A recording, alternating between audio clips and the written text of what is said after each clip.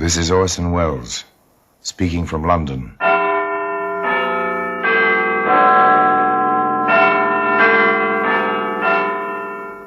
The Black Museum. Here, in a grim stone structure on the Thames, which houses Scotland Yard, there's a warehouse of homicide. A very strange room where everyday objects, a woman's shoe, a tiny white box, a quilted robe, all are touched by murder.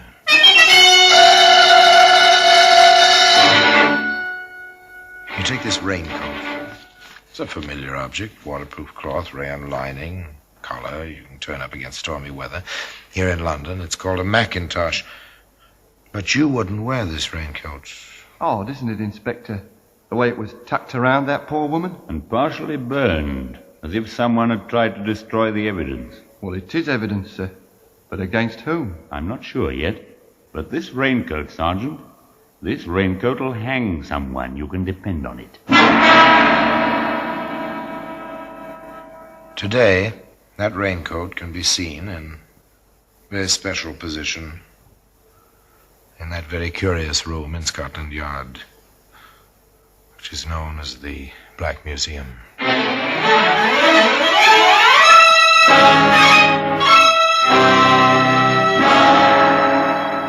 From the annals of the Criminal Investigation Department of the London Police, we bring you the dramatic stories of the crimes recorded by the objects in Scotland Yard's Gallery of Death, the Black Museum. Now, the Black Museum, starring Orson Welles.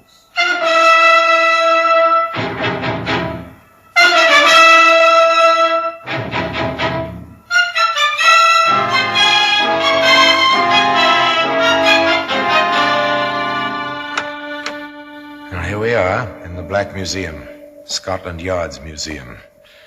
It's a museum of murder. Here are the objects of homicide, the weapons, the clues, which at one time and another betrayed killers.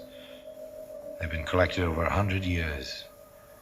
And now here they are, shelf upon shelf, in this dim, echoing room. Here lies death, on these shelves, in these glass cases.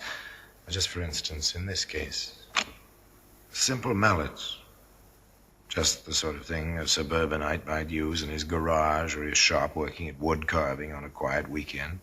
As a matter of fact, a suburbanite did use this mallet on a quiet weekend, but not for wood carving.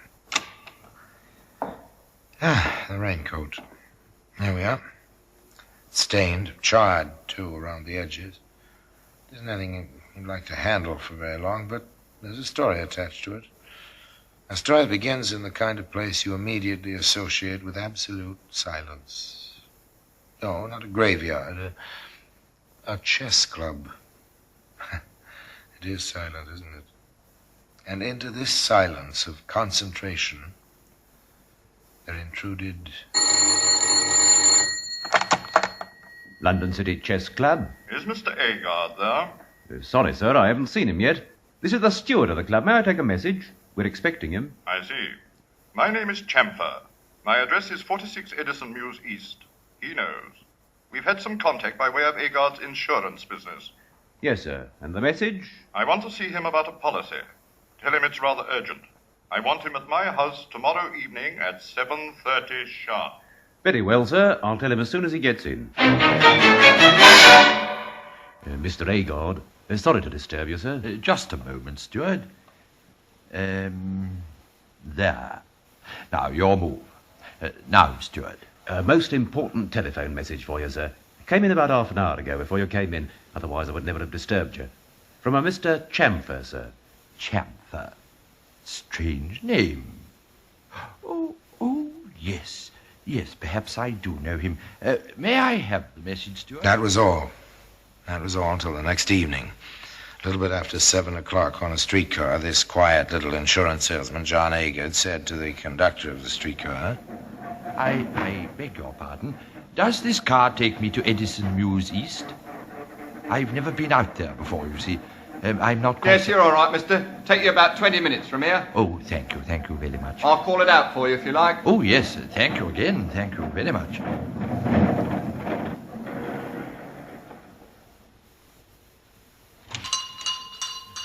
Oh, I beg your pardon. May I trouble you for the right time, please? It's 7:35. I am right for Edison Mews East, aren't I? Back one block to the car line. Oh, thank you.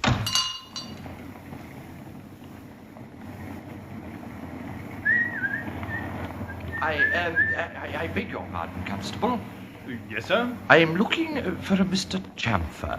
In Edison Mews East, I have an appointment. It's insurance. Do you happen to know the gentleman, officer? Oh, I'm afraid not, sir. Oh, dear. And my date was for 7:30. Is it much past that now? 7:45, sir. Steeple chimes just struck the 3/4. Oh, thank you very much indeed. I'm sorry to have troubled you, officer. He seemed a worried little man, John Agard, upset over his difficulty in finding Mr. Chamfer, and he was still worried, apparently, about an hour later, when his next-door neighbors, Harry and Ethel Benson, saw him coming across the scrap of lawn which separated their houses. Here's Agard coming over. Funny. Why is it funny, Harry? They come over very often. That's just it. Martha isn't with him. Funny. Such a devoted couple. Martha had a bad cold today. Perhaps John needs something. Well, no isn't enough. There he is. Hello, Agard. Spotted you coming across the lawn. Yes, good evening. You know, I am sorry to bother you. No bother at all. Do you need something for Martha's cold? Oh, you know about that. No, and yes. I suppose the cold made her forget to unbolt the doors when she went to bed. You mean you can't get into your own house, old man? That's it. Front and back. I can't seem to open either of them. I don't quite know what to do about It's not like Martha to forget a thing like that. Does she always bolt the door behind you when she's alone? Oh, at night, yes. There's only the two of us. I do so rarely go out without her, but tonight it was business. If you'd come across with me, I'd appreciate it so. The three of them crossed the lawn to the Agard house. 3 ordinary people.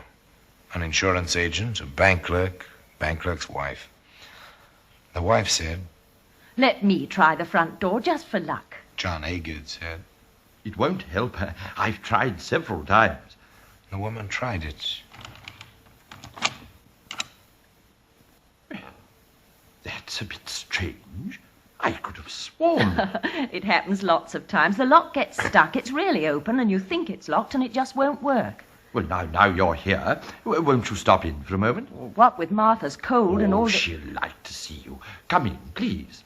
Well, just for a minute. Martha? Martha, dear?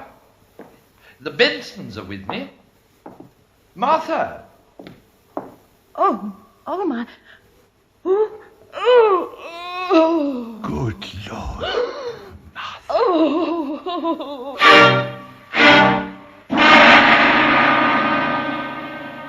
She was dead. Completely, horribly dead. One look. No doctor could help. The woman's head was battered in. She lay before the fireplace, her arms and legs twisted awkwardly like some carelessly dropped wooden figure, and there was blood on the hearth, on the walls, too, on the chair, on the rugs.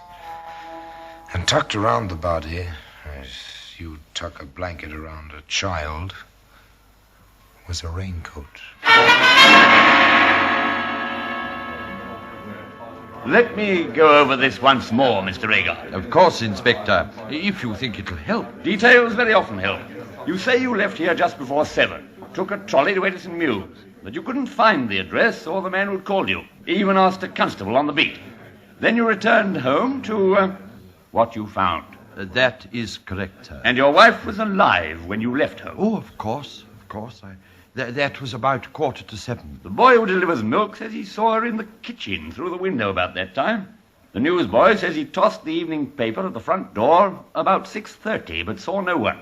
Can you corroborate any of those points? Oh, I took the paper with me at 7:15. Martha was alive when I left. Who could have done this, Inspector? Who? We'll find out. We usually do. May I see the cuffs of your trousers, Mr. Agard? The cuffs of my... Oh, yes. But whatever for? Thank you. No? No stains of any kind? Do you really think for 1 minute that I We could have... think nothing. Not yet. The raincoat, Mr. Agard, is it yours? Are there 2 worn spots at the buttonholes? There are. It's mine. When did you see it last? It was hanging on its usual hook in the hall. I see.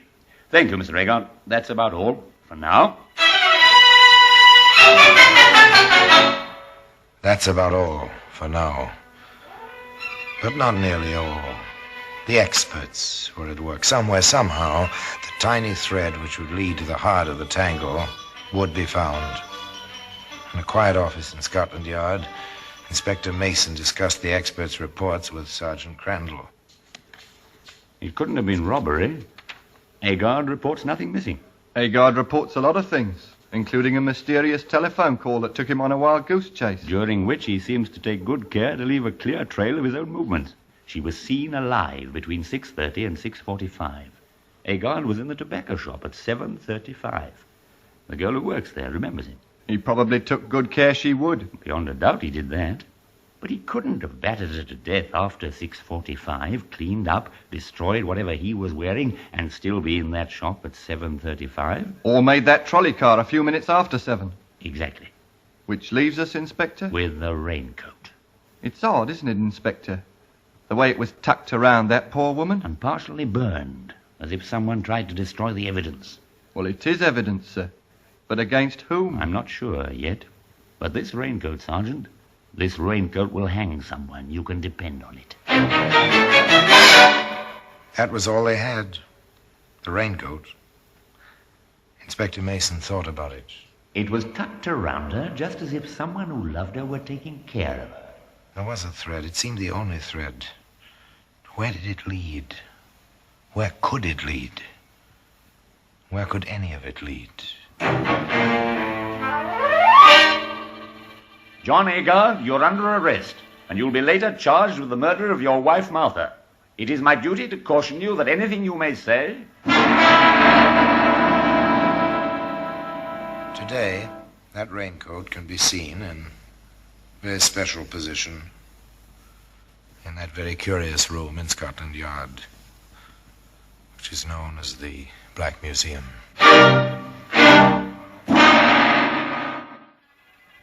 Well, they charged John Agard with the murder of his wife, Martha. The evidence seems slight, pretty flimsy, but still, there were strange lapses, contradictions of character. Quiet little insurance salesman responds to a call from a possible client, and suddenly he's talkative, almost garrulous.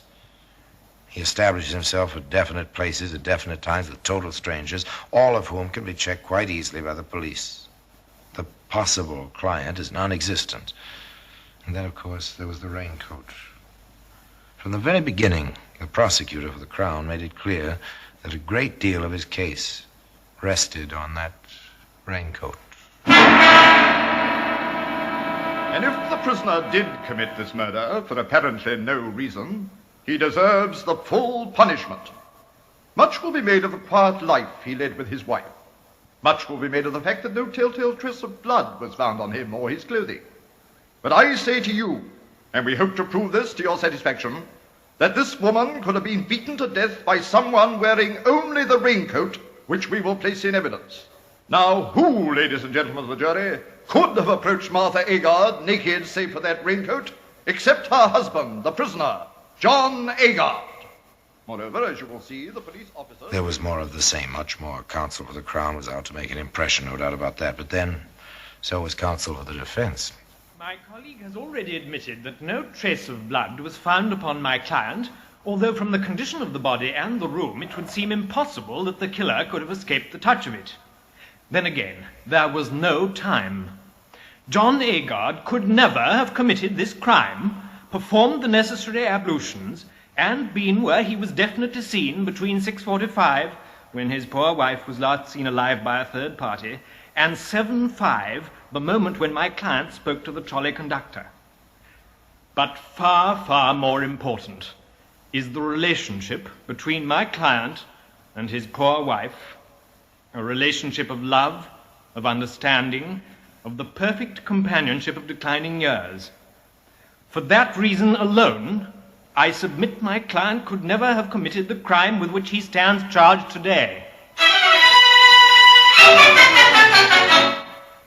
So it began. The legal lines of battle were drawn. 12 honest men sat in the jury box and gave their whole attention to the parade of witnesses, to the arguments, to the cross-examinations. Sergeant Crandall gave evidence on the amount of blood and the places where it was found. Defense counsel cross-examined. It is apparent, Sergeant, that there was an attempt to burn the raincoat, which is now in evidence. Do you agree? Yes, sir. Such an operation would take some time, would it not? Well, I assume so. I can't say for certain. I've never experimented with a raincoat. Very well. You saw the scene of the crime before it was cleaned up, did you not? I did. From what you saw, would you say it was possible for the killer to escape splashes of blood? Well, I doubt it. He would get blood on his legs, his hands, his face, his hair. I expect so. Were any such traces found on my client? Well, none that I know of. There's been a suggestion made that the murderer took a bath before leaving the premises. Did you see any traces of a bath? A wet towel, indications in the bathtub? No, sir. Nothing like that. One more point, Sergeant. These were the telling points. But the Crown made its own points as well. Inspector Mason, what was your impression of the defendant when you first questioned him? I was rather surprised at him. He showed less emotion than I did. How was this indicated? We sat in the room where the murder had occurred. Mr. Raincoat smoked and talked. He held his cat on his knees and stroked it quite calmly. At one point, he casually stepped... Such points do impress juries. A clever prosecutor, quite clever. He called the steward of the chess club. Was Mr. Agard in the club when the telephone call came from this mysterious Mr. Champa? No, sir. I looked particularly. He was not there. Did you recognize this Champa's voice? I'd never heard it before. I haven't heard it since. Might it have been a disguised voice? It might. It sounded muffled. Very heavy, sort of. Thank you. Your witness. Steward, in your observations of Mr. Agard, have you ever seen him behave as a poor loser? No, sir, never. Has he ever expressed violent opinions, to your knowledge? Mr. Agard violent? He's the quietest man I've ever known. Did he ever mention his wife to you? Many times, sir. On what occasions? Usually about 9 in the evening. He always worried about leaving her alone too late at night, sir. Oh, very considerate of her he is, was, sir. Thank you, that's all.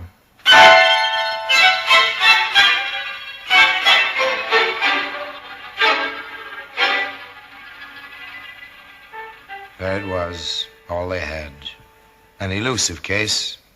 An impression, really, more than a case. Very difficult to prove, but just as difficult to defend. For instance, the evidence of Harry Benson, who was with John Agard when the body was discovered. And in all the years you've been neighbors, what would you say impressed you most about my client's relationship with his wife? His absolute devotion. Never a quarrel, never a raised voice. They liked the same things. They were perfect for each other. Your witness. Mr. Benson, after the discovery, who called the police? Why, Agard did, come to think of it. My wife was very upset. She was sick over what she'd seen, as a matter of fact. Yes, he was the one who thought of the police. He used the telephone quite calmly. Quite calmly. Thank you, Mr. Benson. And naturally, the defense brought John Agard's immediate superior to the stand, the manager of the local branch of the insurance company Agard represented. This man's testimony was double-edged. On direct examination, he stated, We have always had complete faith in Mr. Agard's integrity and character. He carried a large policy on his own life in favor of his wife, as she was not insured. To the best of our knowledge, which is rather complete, Mr. Agard has never been in financial trouble in his life. on cross-examination, he explained, Yes, I live near Edison Mews East. Mr. Agard has been to my house many times. He knows the way very well. I cannot imagine why he asked for directions. I was at the cinema that evening. My neighbor recognized Mr. Agard when he came to the door of my house. Unfortunately, I was not at home. When John Agard's turn came to take the witness stand, there was little left for him to say. I did not kill her. I had no reason to. I loved her. Opposing counsel summed up. The judge made his charge to the jury. Again and again, you have heard the importance of the time element in this case. Could this man, or any man, have committed this crime, removed all traces of it from his person, dressed and been at a trolley car line 20 minutes from his house, in the time between the moment the milk boy saw the victim alive and the moment the conductor saw the defendant on the trolley car? More, there is no evidence to connect the defendant directly with the crime. The case is entirely circumstantial. No motive has been established. I could only... They listened. The 12 honest men in the jury box. They retired and they debated. What went on in that jury room is sealed in silence under the honored tradition of the law. Anyway, 40 minutes elapsed. Then the jury re-entered the courtroom. The clerk asked the usual question. Are you agreed upon a verdict? We are. Do you find the prisoner guilty or not guilty? Guilty. Prisoner at the bar, have you anything to say why you should not die according to the law? I am not guilty. I have nothing else to say.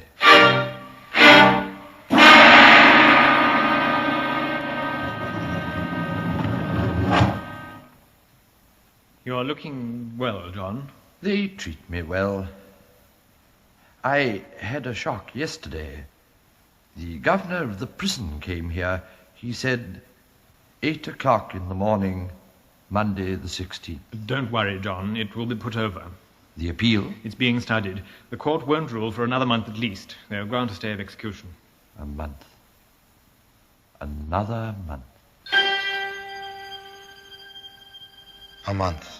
An extra week after that. Time went on endlessly, it seemed, to John Agard, waiting in his cell in Walton Prison. And at long last, they gave him his own clothes and took him before 3 judges of the Court of the Criminal Appeal. Handcuffed, he stood there between the bailiff and his own counsel. The voice of the judge seemed very far away. There is indeed a reasonable doubt in this case. We believe there is eminent difficulty and doubt. The case against the appellant was not proved with the certainty necessary to a verdict of guilty. This appeal will be allowed. The prisoner will go free. Yes, he went free. But the raincoat, that famous raincoat, can still be found today in its place of very particular honor in that curious room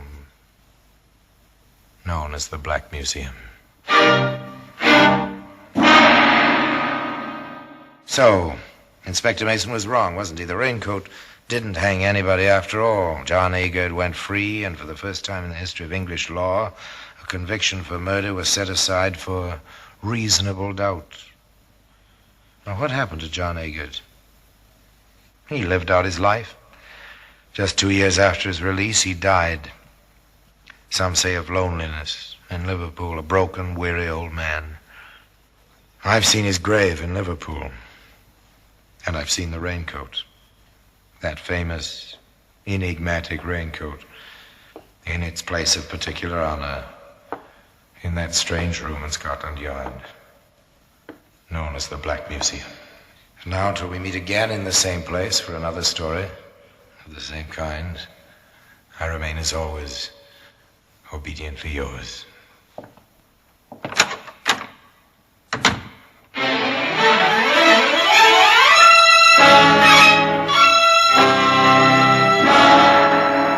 The Black Museum, starring Orson Welles, is presented by arrangement with Metro-Goldwyn-Mayer Radio Attractions. The program is written by Ara Marion, with original music composed and conducted by Sidney Torch. Produced by Harry Allen Towers.